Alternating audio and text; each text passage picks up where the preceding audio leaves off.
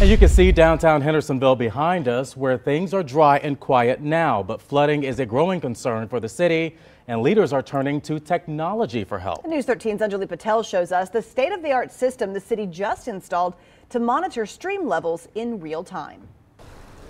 This is one of 4 flood sensors installed this month by the city of Hendersonville. Officials say it's essentially an early flood warning system as they try to be more proactive. When it comes to flooding, stormwater officials in Hendersonville are exploring ways to refine their preparation and response. In the past, they've relied on forecasts and city staff to go out and make visual observations of water levels. And that has a cellular SIM card that sends data back to us, and we can basically view it on our cell phone or on our desktop computer, whenever we want. Now new sensors can collect and transmit that information in real time.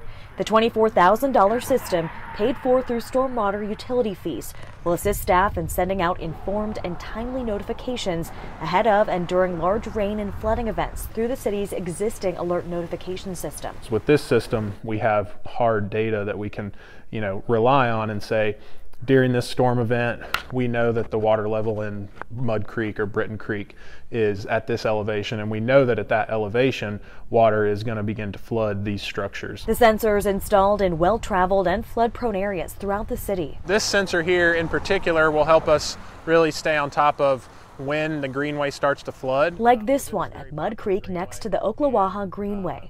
The small blue sensors mounted off the side of bridges, shooting a radar down at the water's surface, not only measuring the depth, but also the rate at which it's rising. The city's trying to take a proactive step towards being able, one, to alert our citizens and have our emergency service staff and public works staff have the best possible tools to address flooding and be prepared for flooding when it does occur.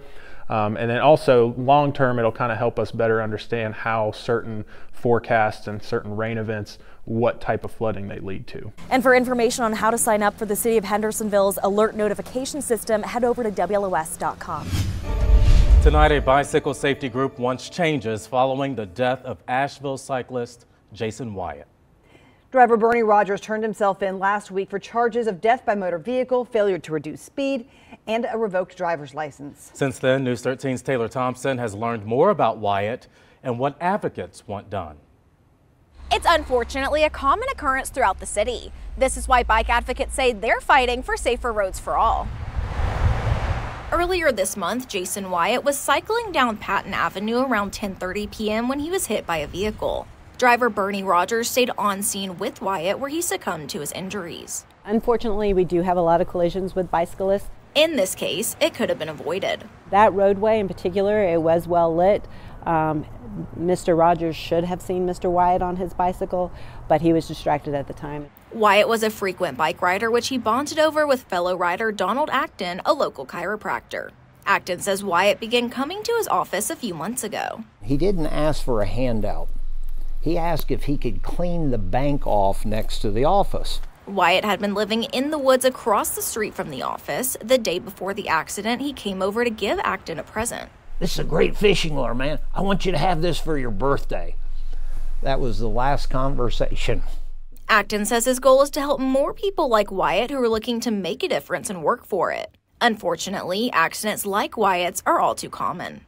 Honestly, it's something that the organization, myself, were quite familiar with hearing about fatalities and injuries on the road as a result of motorists. This is why the organization advocates for better infrastructure that suits all mobility types. The question is, are we willing to make changes to how our road is configured in order to create a safer condition?